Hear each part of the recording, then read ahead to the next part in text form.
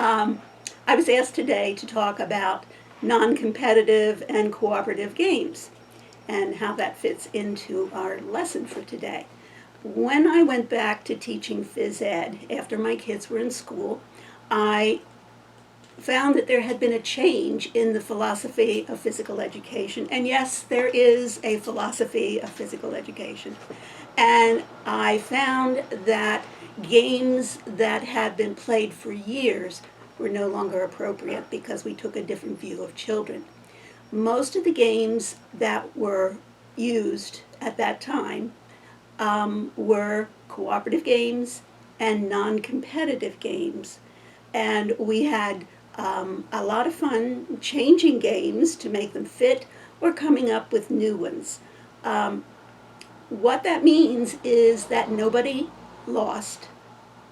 Nobody got out. Well, I have to change that. If we were playing dodgeball, first of all, we'd use a very soft, spongy ball so that nobody got hurt and nobody was afraid to catch that ball. Because kids who throw and catch learn by throwing and catching. And if all the other kids get turns and you're afraid to catch the ball, you don't get a turn. So we changed that game so that if you got hit by the ball, you were out, which is the way it was always played. But as soon as somebody was out, you came back in. So there was always a rotation of people coming in and out of the games, which made it easier for the kids who were afraid of the ball. And it also meant that the kids that were good at throwing and catching would go for the most enormous dives to get, their skills were enhanced also because they'd go get this ball that was higher than them, and they'd come out and they didn't care because they'd go back in as soon as somebody else came out. So that was one of the games that we played. But pretty much everything that we played was changed in some way.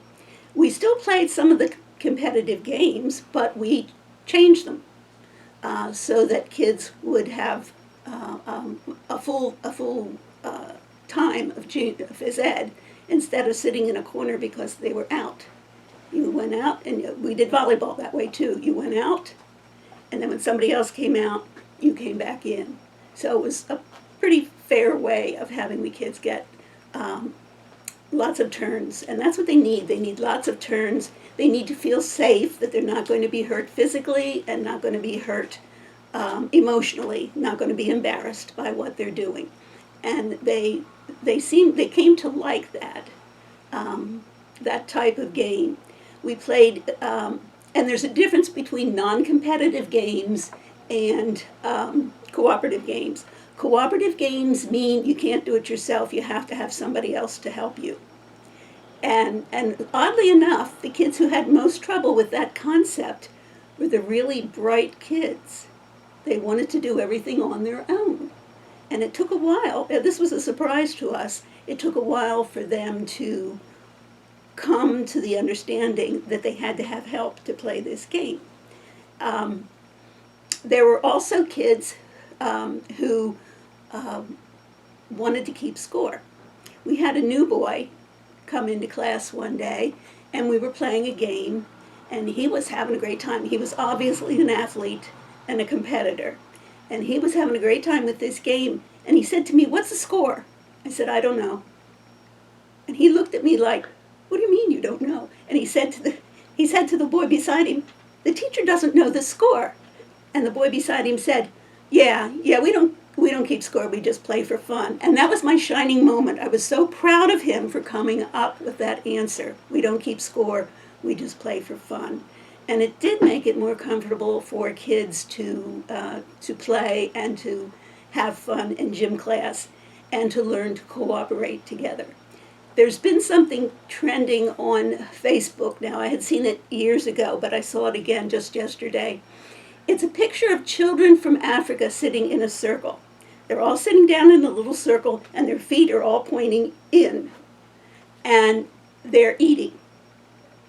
And what the instructor, whoever was telling them about this game, said was, "Over here's a pile of fruit.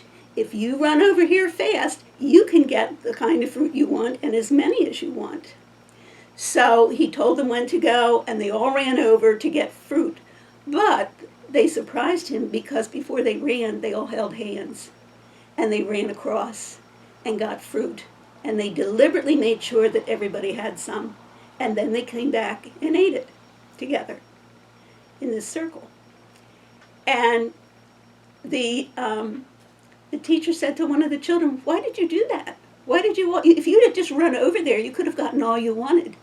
And the child said, "Well, we can't be happy if everybody isn't happy. They all had to have a chance." Picture that happening in an American classroom. Our kids are extremely competitive. It is one of those things that like racism is systemic, so is competition.